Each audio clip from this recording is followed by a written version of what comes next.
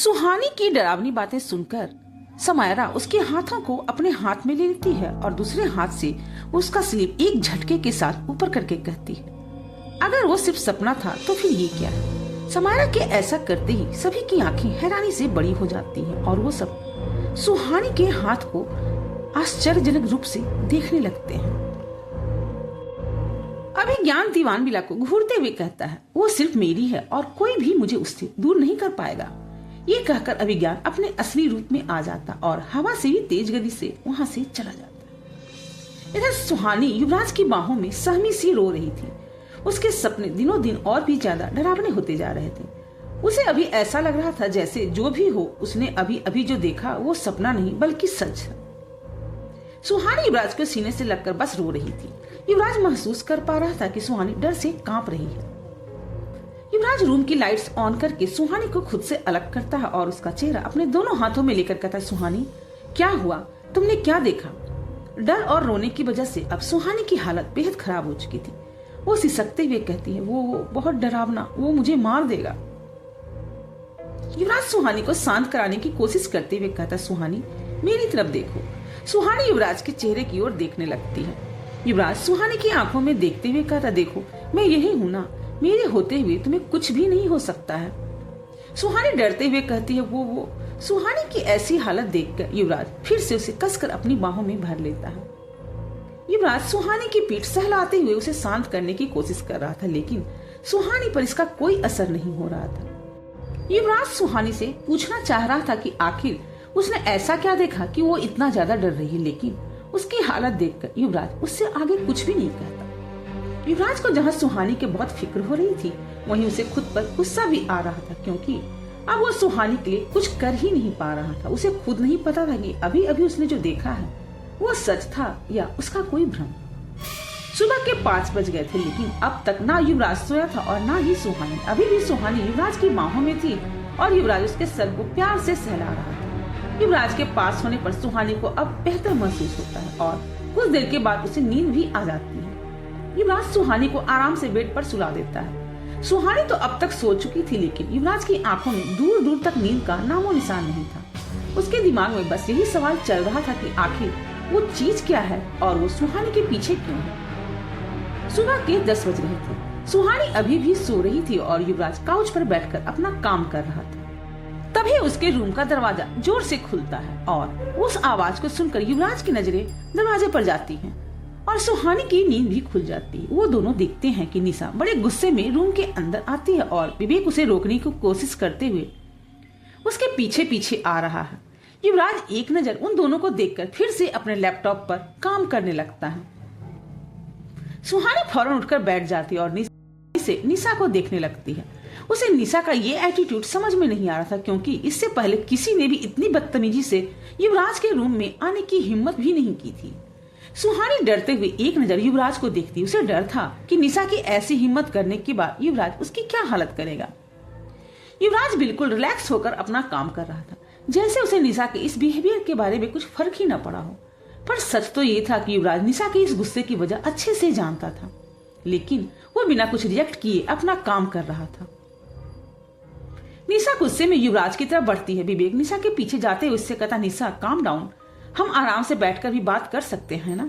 निशा गुस्से में विवेक से कहती, नहीं, अब पानी सर से ऊपर जा चुका है, अब मैं और बर्दाश्त नहीं कर सकती। सुहानी हड़बड़ाते हुए अपने बेड से उठकर निशा के पास जाती और उससे कहती, निशा क्या हुआ, तू इतने गुस्से में क्यों है। निशा जवाब देती, तुझे अभी पता चल जाएगा। ये कहकर निशा युवराज के सामने जाकर खड़ी हो जाती है। विवेक अब डरते हुए एक बार निशा को और एक बार युवराज की ओर देख रहा था। सुहानी को अभी भी कुछ समझ में नहीं आ रहा था। निशा अब गुस्से में युवराज को घूरने लगती। उस रूम में 4 लोग थे और चारों इस वक्त अलग अलग इमोशन फील कर रहे थे। निशा गुस्से में थी, विवेक डर रहा था, सुहानी उन तीनों को कंफ्यूजन के साथ देख रही थी और युवराज को इस वक्त बहुत हंसी आ रही थी, लेकिन उसका चेहरे पर सीरियस एक्सप्रेशन थे और उसकी नजर अब भी लैपटॉप पर ही थी। निशा को एहसास होता है कि वो गुस्से में युवराज के सामने आ तो गई है, लेकिन अब उससे कुछ कहा ही नहीं जा रहा है।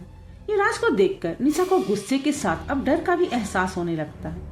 इसी बीच युवराज अपनी नजर लैपटॉप से हटाकर निशा पर ले जाता है और ऐसा होते ही निशा की हालत डर से और भी ज्यादा खराब हो जाती है। उसे रियलाइज होता है कि अभी अभी उसने गुस्से में क्या किया है। निशा अपना पूरा जोर लगाकर युवराज से कुछ कहने की कोशिश करती, लेकिन उसके मुंह से एक शब्द भी नहीं निकल रहा था। ये देखकर विवेक भी समझ जाता है कि निशा की हिम्मत बस यहीं तक थी। ये देखकर सुहानी निशा से कहती, निशा लेकिन हुआ क्या है? ये सुनकर निशा गुस्से में पैर पटकते हुए सुहानी के सामने जाकर खड़ी हो जाती है और ऊंची आवाज में कहती, सुहानी अपने हस्बैंड को समझा दे कि वो मेरे रास्ते में ना आए, वरना अच्छा नहीं होगा। सुहानी कंफ्यूजन के साथ निशा से कहती, निशा हुआ क्या है बताएगी? निशा अपनी आंखें छोटी करके कहती है, तुझे याद है कॉलेज में एग्जाम टाइम जब मैं चीट के साथ पकड़ी गई थी तो युवराज सर ने मुझे कितनी बुरी तरह से डांटा था और मुझे चीटर भी कहा था। सुहानी कहती है, हाँ लेकिन ये बात तुझे आज क्यों याद आ रही है? निशा गुस्से में कहती, क्योंकि तेरे हस्बैंड मुझसे भी बड़े चीटर हैं। नहीं नहीं, वो सबसे बड़े चीटर हैं। निशा की बात को सुनकर डर से विवेक और सुहानी की आंखें लगभग बाहर ही आ जाती हैं। वो दोनों घबराते हुए युवराज की तरफ देखती हैं, जो कि उन सबको इग्नोर करके बस अपने काम में लगा हुआ था। सुहानी निशा को देखकर रोने वाली शक्ल बनाकर अपने मन में कहती, बहन सिर्फ उतना ही बोल जितना कि मैं संभाल सकूं, वरना कहीं ऐसा न हो कि आज हमारी लाश दीवान बिला के पीछे जमीन के नीचे मिले। विवेक की तो कुछ कहने की हिम्मत ही नहीं हो रही थी। सुहानी निशा के कंधों को पकड़कर अपने बेड पर बैठाते हुए कहती, निशा पहले तू शांत हो जा और फिर बता युवराज सर ने किया क्या है। निशा बौखलाहट के साथ बेड से उठकर सुहानी के सामने आकर कहती, तुझे याद है ना कि मैं तेरे नाना जी को ढूंढ रही थी? सुहानी हाँ में अपना सर हिला देती है। निशा गुस्से में आगे कहती है, मैंने तेरे नाना जी के बारे में सब पता कर लिया था। वो जिंदा हैं और बिल्कुल हेल्दी हैं। मैंने उनके बारे में पता किया, इतने बड़े शहर में उन्हें ढूंढा, उनके पीछे अपने खबरी लगाए और जब मैं उन्हें यहाँ लाने ही वाली थी तेरे हस्बैंड ने उन्हें उठवा लिया। निशा की बात सुनकर युवराज बड़ी मुश्किल से अपनी हंसी रोक पाता है। निशा की बात सुनकर सुहानी विवेक की तरफ देखती है। विवेक भी उदास होकर हाँ में अपना सर हिला देता है। विवेक का इशारा मिलने के बाद निशा का गुस्सा अब सुहानी के अंदर आ जाता है। वो युवराज के सामने जाकर गुस्से में कहती, युवराज सर आप ऐसा कैसे कर सकते हैं? युवराज सुहानी की बात का कोई जवाब नहीं देता और अपने काम में लगा रहता है। युवराज से कोई रिस्पॉन्स ना पाकर सुहानी उन्हें धमकी देते हुए कहती है, आप ऐसे चुप नहीं रह सकते। मैं आपके अगेंस्ट अपने नाना जी को किडनैप करने की पुलिस कंप्लेन कर दूंगी। आप ऐसे किसी को भी किडनैप नहीं कर सकते। सुहानी जिस तरह से युवराज को डांट रही थी, ये देखकर निशा के मन को बहुत शांति मिल रही थी। युवराज ने एक पल में उसकी सारी मेहनत बर्बाद कर दी थी, जिसकी वजह से वो गुस्से में थी। सुहानी की धमकी सुनकर युवराज लैपटॉप साइड में रखकर खड़ा हो जाता है और उसकी आंखों में देखते हुए कहता, ठीक है तुम मेरे अगेंस्ट कंप्लेन कर सकती हो, लेकिन मुझे भी एक बात याद आ रही है। कुछ दिनों पहले किसी ने 2 फॉरेंसिक ऑफिसर्स को किडनैप किया था और उन्हें डरा धमकाकर उनसे कुछ कॉन्फिडेंशियल इंफॉर्मेशन निकाली थी और इत्तेफाक की बात तो ये है कि मुझे किडनैपर का पता चल गया है। सोच रहा हूँ मैं भी एक कंप्लेन कर ही दूं। वो क्या है ना, ऐसे क्रिमिनल्स को खुले में छोड़ना सेफ नहीं होता है। युवराज का जवाब सुनकर सुहानी, निशा और विवेक की सिट्टी पिट्टी गुम हो जाती है। निशा लगभग रोते हुए पास खड़े विवेक से धीमी आवाज में कहती है, इन्हें ये बात भी पता चल गई। विवेक डर के साथ निशा को डांटते हुए कहता, मैंने कहा था ना कि एक शरीफ सिटीजन की तरह रहा करो तुम, लेकिन तुम्हें तो सारी क्राइम्स अटेम्प्ट करने का शौक है ना, तो लो अब भुगतो। सुहानी को समझ नहीं आ रहा था कि वो अब क्या कहे। तभी निशा सुहानी के पास आकर घबराते हुए उससे कहती है, सुहानी तो छोड़ना, तेरे नाना ही तो थे और कौन सा तूने उन्हें पहले कभी देखा है। तू चिंता मत कर, मैं तुम्हारे लिए दूसरे नाना ढूंढ लूंगी। निशा के ऐसा कहने पर सुहानी उसे अजीब सी नजरों से देखने लगती और विवेक अपना सर पकड़ लेता है। वो सब इस वक्त परेशान तो थे, लेकिन उन्हें इस बात की संतुष्टि थी कि सुहानी के नाना जी अभी भी जिंदा है और भले ही वो युवराज के पास ही क्यों ना हो, लेकिन अब उन्हें उस चीज के बारे में और भी ज्यादा इन्फॉर्मेशन मिल सकती है। उस कमरे में अब बिल्कुल खामोशी छाई हुई थी। तभी फिर से युवराज के कमरे का दरवाजा खुलता है और अगले ही पल समायरा और अर्नब अंदर आ जाते हैं। ये देखकर युवराज अपने मन में कहता है, ग्रेट, व्हाट अ प्राइवेसी। अचानक अर्नब और समायरा को वहां देखकर सभी हैरान थे। समायरा सुहानी के सामने जाकर सख्त लहजे में उससे कहती है, आज क्या हुआ था यहाँ?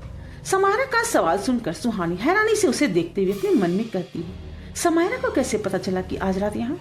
समायरा फिर से कहती है, मैं कुछ पूछ रही हूँ।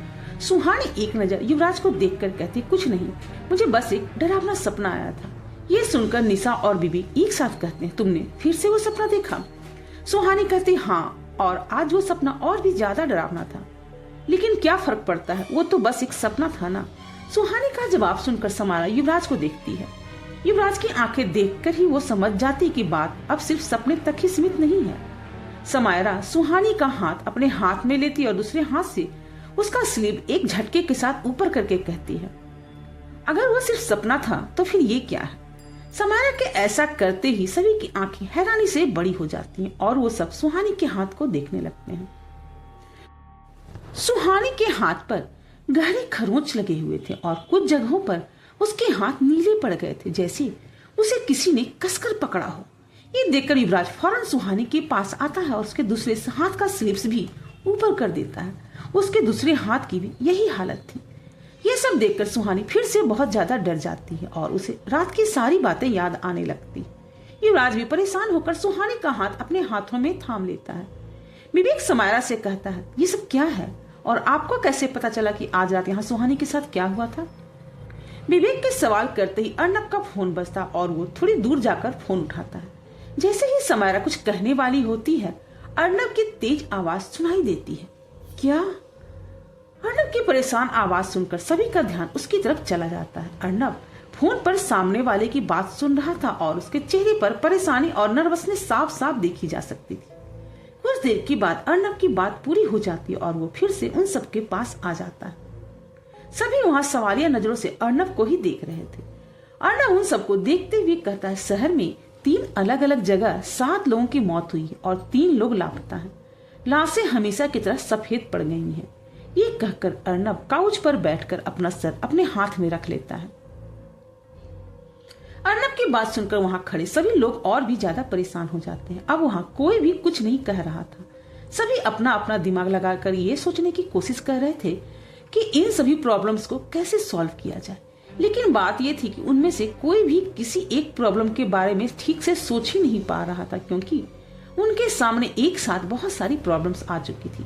उन्हें उस साये को खत्म करना था, माया के बारे में भी पता करना था, सुहानी के सपने का राज जानना था और राघव और पद्मिनी को ढूंढना था और साथ में विक्रांत को भी ठिकाने लगाना था।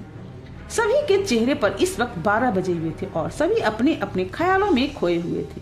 तभी अर्नब अपनी जगह से उठकर कहता है, अगर ऐसा ही चलता रहा तो हम कुछ भी नहीं कर पाएंगे और ये लोग यहाँ सब कुछ बर्बाद कर देंगे। अर्नब की बात सुनकर सभी अपने ख्यालों से बाहर आकर उसको ही देखने लगते हैं।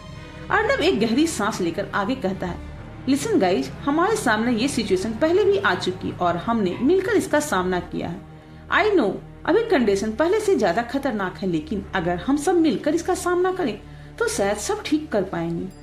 मैं जानता हूँ कि यहाँ सभी एक दूसरे के साथ पर्सनल इश्यूज में बिजी हैं, लेकिन जो मुसीबत हमारे लिए अभी सामने खड़ी है वो हमारे इश्यूज से कहीं ज्यादा बड़ी और सीरियस है। आई थिंक अब हम सबको मिलकर काम करना चाहिए। अर्नब की बात सुनकर सभी खामोश रहते हैं। तभी विवेक कहता है, अर्नब सर बिल्कुल सही कह रहे हैं, हम सब में कुछ ना कुछ स्पेशल है और हम इसे ही मिलकर अच्छे से यूटिलाइज कर सकते हैं और सब ठीक कर सकते हैं। निशा भी कहती है, आई ऑल्सो एग्री। उन तीनों की बात सुनकर समायरा और युवराज की नजर सुहानी पर जाकर रुक जाती है। उन्हें देखकर समझ में आ रहा था कि वो दोनों भी साथ काम करने के लिए तैयार थे और बस ये जानना चाहते थे कि सुहानी का क्या फैसला है। सुहानी कुछ सोचकर कहती, okay then it's a team. Suhani का जवाब सुनकर युवराज और समायरा का चेहरा शांत हो जाता है और अर्नब और विवेक के चेहरे पर स्माइल आ जाती है। वहीं निशा अब भी नाराजगी के साथ युवराज को ही देख रही थी। उसे युवराज पर बहुत गुस्सा आ रहा था, क्योंकि सुहानी को नाना को ढूंढने से उनके पास पहुंचने तक सारी मेहनत निशा ने की थी और लास्ट में युवराज उसका सारा क्रेडिट उठाकर ले गया था। अर्नब कुछ कहने ही वाला था, तभी सुहानी युवराज से कहती है, नाना जी कहाँ है? युवराज जवाब देता है, उन्हें बाई रोड लाया जा रहा है, वो शाम तक यहाँ पहुंच जाएंगे। ये कहकर युवराज एक नजर निशा की तरफ देखता है और फिर अपनी नजरें फेर लेता है। विवेक कुछ सोचते हुए कहता, अभी हमारे सामने बहुत सी प्रॉब्लम्स है, तो हम पहले किस पर फोकस करेंगे? समायरा कहती, जब तक इसके नाना नहीं आ जाते हम सुहानी के मैटर में कुछ नहीं कर सकते और उस साय तक पहुंचने के लिए हम अभी काफी पीछे हैं। तो पहले हमें उस औरत को रोकना होगा जो लोगों को इस तरह से मार रही है कि उनके लाश की राख के अलावा और कुछ भी नहीं बच रहा। उस कमरे में सभी लोग इस बात को अच्छे से जानते थे कि कोई है जो लोगों को इसी तरह से मार रही है, निशा हैरानी से कहती है, आपको कैसे पता चला कि वो एक औरत है? क्या आप उसे जानती हैं? सुहानी और विवेक भी अपनी आंखों में यही सवाल लिए समायरा को ही देख रहे थे। निशा का सवाल सुनकर समायरा युवराज की तरफ देखती। युवराज बिना पलके झपकाए आंखों से समायरा को उन्हें सच बताने का इशारा कर देता है। समायरा कहती है, मैं उसके बारे में पूरी तरह से तो नहीं जानती, लेकिन मैं इसका अंदाजा लगा सकती हूँ। सुहानी क्यूरियस होकर कहती है, और आपका अंदाजा क्या कहता है कि कौन है वो? समायरा सीरियस होकर कहती, मैं ये नहीं जानती कि वो कौन है, लेकिन शायद ये जानती हूँ कि वो क्या है। समायरा का जवाब सुनकर सुहानी, निशा और विवेक उसे हैरानी से देखने लगते हैं। अर्नब और युवराज शांत थे, क्योंकि समायरा पहले ही उन्हें इस बारे में बहुत कुछ बता चुकी थी। निशा पास खड़े विवेक से धीरे से कहती है, इसका बूझो तो जाने फिर से शुरू हो गया। हर वक्त इसे हमारा IQ टेस्ट ही क्यों लेना होता है? सीधे सीधे हमें नहीं बता सकती क्या? सुहानी क्यूरियस होकर कहती, क्या मतलब? समायरा कुछ याद करते हुए कहती, हजारों सालों से हिमालय सकारात्मक और नकारात्मक साधनाओं का केंद्र रहा है। हमेशा से लोग यहाँ अपनी साधनाएं और तपस्या के लिए आते रहे। मेरा जन्म भी हिमालय में ही हुआ था और मैं वहाँ ही बड़ी हुई हूँ। मैंने वहाँ बहुत से चमत्कार और बहुत महान योगी देखे हैं। जब मैं छोटी थी तो माँ ने मुझे कुछ साधकों के बारे में कहानी सुनाई थी। मुझे लगता था कि वो सिर्फ एक कहानी थी, लेकिन यहाँ जो कुछ भी हो रहा है उसे देखकर ऐसा लग रहा था कि वो बस एक कहानी नहीं थी बल्कि सच था। विवेक क्यूरियस होकर कहता है, कैसी कहानी? समायरा अपनी बात शुरू करते हुए कहती है, मेरी माँ ने बताया था कि जिस तरह से आज लोग हिमालय में तप और साधना करने के लिए आते हैं, इससे कहीं ज्यादा लोग पहले आया करते थे और यहाँ आकर वो बहुत सी शक्तियाँ पाते थे। मैंने भी वहाँ कई सालों तक अपनी साधनाएं की और बहुत सी शक्तियाँ पाई हैं। इसी तरह से शक्तियों की तलाश में कुछ लोग कई 100 साल पहले हिमालय आए थे। वैसे जब भी कोई हिमालय किसी ज्ञान की तलाश में आता है तो सबसे पहले वहाँ के किसी योगी का मार्गदर्शन पाने की कोशिश करता है और इसके लिए वो एक गुरु बनाता है, क्योंकि आध्यात्म के रास्ते पर गुरु का होना अति आवश्यक है।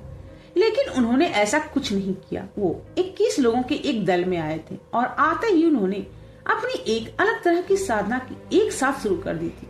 वो सब हिमालय के दूसरे योगियों से बिल्कुल अलग थे। उनमें कुछ आदमी भी थे और कुछ औरतें भी। वो सब काले कपड़े पहने हर वक्त अपनी साधना में लगे रहते। वो ना कुछ खाते थे और ना ही कुछ पीते थे। इस स्थिति तक आने में साधकों को कई दशक तक लग जाते हैं, लेकिन वो पहले भी इसमें सक्षम थे। हिमालय में सभी सिर्फ अपनी साधना में मगन रहते थे, इसलिए उन पर कोई ध्यान नहीं देता था और वो अपने काम में लगे रहते थे। इसी तरह से कई साल बीत गए। कहा जाता है कि एक रात उस जगह से एक बहुत बड़े योगी गुजर रहे थे जहाँ वो लोग रहते थे। चलते हुए उस योगी के पैर एक राख के ढेर से टकरा गए। जैसे ही वो राख योगी के पैर पर पड़ा, उनके कदम वहीं रुक गए। उन्होंने फौरन नीचे देखा और फिर उनकी आंखें गुस्से से लाल हो गई। उस राख को देखते ही उन्हें समझ में आ गया था कि ये इंसानी शरीर के अवशेष हैं। उन्हें ये भी पता चल गया था कि ये राख किसी इंसान के शरीर का है। उसे अप्राकृतिक तरीके से किसी तंत्र से मारा गया था। उन्हें समझने में ये देर नहीं लगी कि ये काम किसका होगा। वो बिना कुछ सोचे उस तरफ बढ़ गए जहाँ वो लोग अपनी साधनाएं कर रहे थे। जैसे ही योगी उनके पास पहुंचे, उन्हें एहसास हो गया कि ये कोई सामान्य साधना नहीं बल्कि एक बहुत बड़ी और भयानक काली साधना थी। उनके करीब जाते ही योगी को ये भी समझ में आ गया कि वो एक नहीं बल्कि कई लोगों की जिंदगी अपनी साधना के लिए छीन चुके हैं, क्योंकि वहाँ सिर्फ 21 लोगों की जीवन ऊर्जा नहीं थी। वो योगी जान गए थे कि अब हिमालय में रहने वाले सभी साधकों की जान को खतरा है, क्योंकि वो लोग धीरे धीरे वहाँ रहने वाले साधकों को ही मार रहे थे। योगी ने देखा कि वो सभी ऊपर से नीचे तक काले कपड़ों से ढके थे और एक हवन कुंड के चारों तरफ खड़े होकर कोई क्रिया कर रहे थे। योगी से रहा नहीं गया और उन्होंने अपनी शक्तियों से उनकी साधना में बाधा खड़ी कर दी और वो हवन कुंड बुझ गया। ऐसा होते ही वहाँ बहुत से लोगों के गुस्से में गुर्राने की आवाजें गूंजने लगी। उस योगी को अंदाजा था कि वहाँ जो लोग थे वो बहुत ज्यादा ताकतवर थे और वो अकेले उनका सामना नहीं कर सकते। इसीलिए उन्होंने पहले ही अपने मन की शक्ति से अपने गुरु को संदेश भेज दिया था। अपनी साधना रुक जाने से वो सभी लोग गुस्से से पीछे मुड़कर उस योगी को देखने लगे। उनके पीछे मुड़ने पर योगी ने देखा कि वो लोग पूरी तरह से इंसान नहीं थे। वो आधे इंसान थे और आधे पिशाच थे। उनकी ऊंचाई भी सामान्य इंसान से 2 से 3 फीट ज्यादा थी। उनका चेहरा तो किसी इंसान की तरह था, लेकिन उनकी आंखें एक पिशाच की तरह। उनमें से एक उस योगी के सामने आया और उसने योगी की तरफ अपना हाथ बढ़ा दिया। शायद वो उन सब का मुखिया था। उसके ऐसा करते ही उस योगी का शरीर भी किसी राख में बदल गया था। उस योगी ने अपनी शक्तियों से और भी कई साधुओं तक अपना संदेश भेज दिया था, जिसकी वजह से और भी लोग वहां आ गए और फिर उन पिशाच और योगियों में एक भयानक लड़ाई शुरू हो गई। ये सच है कि अच्छाई बुराई से ज्यादा ताकतवर होती है, लेकिन उसे ताकतवर होने में वक्त भी लगता है। बुरी शक्तियां ज्यादा जल्दी पाई जाती हैं और सिद्ध भी की जा सकती हैं। शायद यही वजह थी कि वहाँ साधक उन पिशाचों का शिकार बनते जा रहे थे, लेकिन कुछ ही देर में उस योगी के गुरु वहाँ आ गए और अपने कुछ बहुत शक्तिशाली शिष्यों के साथ आए थे। वो उनकी आते ही उस लड़ाई की दिशा ही बदल गई। उन्होंने और उनके शिष्यों ने उन पिशाचों को एक एक करके मारना शुरू कर दिया, क्योंकि उनका जिंदा रहना अब खतरनाक हो चुका था। उस योगी के गुरु इतने शक्तिशाली थे कि उन्हें कोई रोक नहीं पा रहा था। कुछ ही देर में सारे पिशाचों को मार दिया गया और उनमें से कोई भी जिंदा नहीं बचा। ये कहकर समायरा अब चुप हो जाती है। सभी समायरा की बात खामोशी से सुनते हुए उसे ही देख रहे थे। अर्नब और युवराज को भी समायरा ने ये बातें सिर्फ ऊपर ऊपर से ही बताई थी। उन्हें भी इस कहानी के बारे में इतना कुछ नहीं पता था। पूरी बात सुनकर निशा कहती है, तो आपको क्या लगता है कि ये वही है? समायरा कहती है, हाँ। अर्नब कंफ्यूज होकर कहता, लेकिन समायरा, तुमने ही तो कहा था कि उस योगी ने, गुरु ने सभी को मार दिया था, फिर ये उनमें से कैसे कोई हो सकता है? समायरा एक गहरी सांस लेकर कहती है, क्योंकि जिस तरह से यहाँ शिकार हो रहे हैं वैसा शिकार सिर्फ वही किया करते थे। अब ये कहाँ से आई है ये तो मैं नहीं जानती, लेकिन ये उनमें से ही एक है और उस रात तमस को सिंघानिया मेंशन के बाहर हमसे छुड़ाकर यही ले गई थी। समायरा के ऐसा कहने पर युवराज फौरन कहता, क्या? समायरा हाँ में अपना सर हिला देती। युवराज कहता, इसका मतलब ये कड़ी भी उस शायद से ही जुड़ी है। हाँ बिल्कुल, समायरा कहती है। सारी बातें सुनकर अर्नब कहता है, तो अब प्लान क्या है? युवराज गुस्से में कहता है, पहले उस आधे इंसान और आधे पिशाच को ढूंढकर खत्म करेंगे। समायरा फौरन कहती है, हम में से कोई भी ऐसा करने के काबिल नहीं। ये सुनकर युवराज सवालिया नजरों से समायरा को देखने लगता है। समायरा आगे कहती है, उस रात मैंने जो ऊर्जा महसूस की थी वो हम दोनों से कहीं ज्यादा है। अगर मेरा अंदाजा सही है तो वो भी उस तांत्रिक की तरह ही सदियों से यही है। समायरा की बात पूरी होते ही युवराज समझ जाता है कि समायरा पद्मिनी के बारे में क्यों पूछ रही थी। युवराज इससे ज्यादा कुछ सुहानी, निशा और विवेक के सामने डिस्कस नहीं करना चाहता था।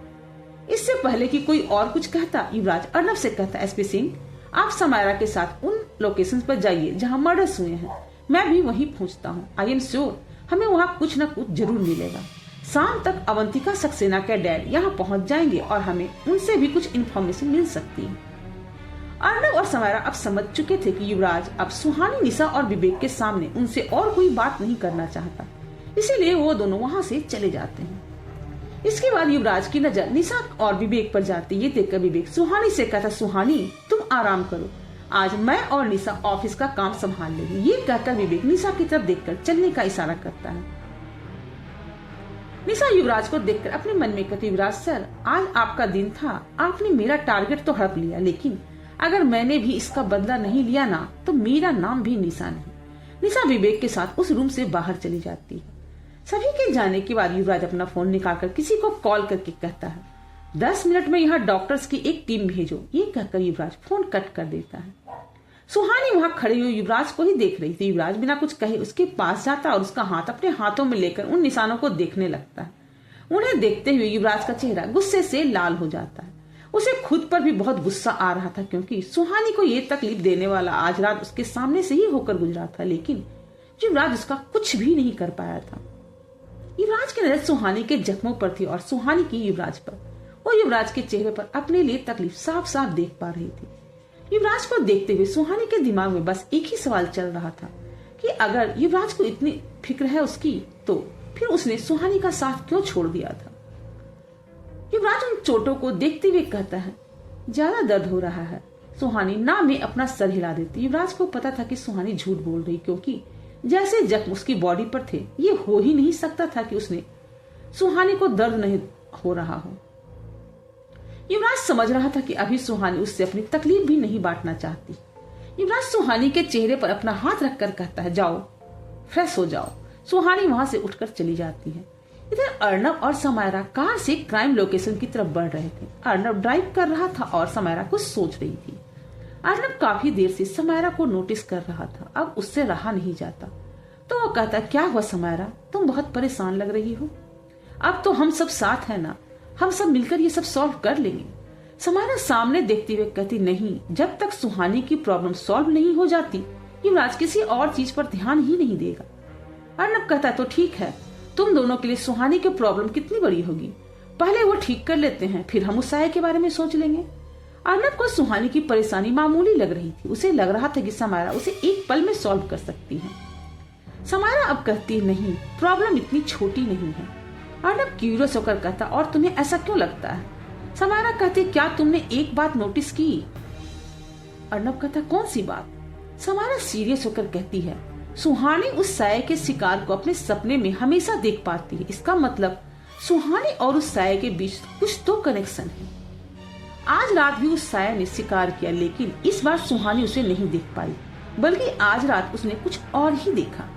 समायरा के ऐसा कहते ही अर्नब अचानक से अपनी गाड़ी पर ब्रेक लगा देता और अपनी आंखों में घबराहट लिए समायरा को देखकर कहता है, इसका मतलब सुहानी जिसे सपने में देखती है वो इतना ज्यादा पावरफुल है कि वो सुहानी और उस साये के कनेक्शन को इफेक्ट कर सकता है, और उसकी वजह से ही सुहानी आज रात हुए मर्डर्स को नहीं देख पाई। समायरा हाँ में अपना सर हिला देती। ये देखकर अर्नब और भी ज्यादा परेशान होकर कहता, अब हम क्या करेंगे। समायरा कुछ सोचते हुए कहती है, सुहानी ही उस साये तक पहुंचने की कड़ी है। उस साये तक पहुंचने के लिए हमें उस चीज को खत्म करना होगा, वरना हम साये तक कभी पहुंच ही नहीं पाएंगे। समायरा कुछ सोचते हुए अपने मन में कहती है, मैं ये नहीं समझ पा रही हूँ कि आखिर सुहानी के साथ और भी कितनी चीजें जुड़ी हुई हैं। सुहानी कोई नॉर्मल लड़की हो ही नहीं सकती। मुझे तो लगने लगा है कहीं ये सब शुरू होने की वजह सुहानी ही तो नहीं है। मिस्ट्री और सस्पेंस से भरपूर इस कहानी को सुनने के लिए मेरे चैनल को लाइक, शेयर और सब्सक्राइब जरूर करें और कमेंट करके बताएं कि कहानी आपको कैसी लग रही है। आपका एक कमेंट मुझे मोटिवेट करता है और भी नए एपिसोड लाने के लिए। Thank for watching.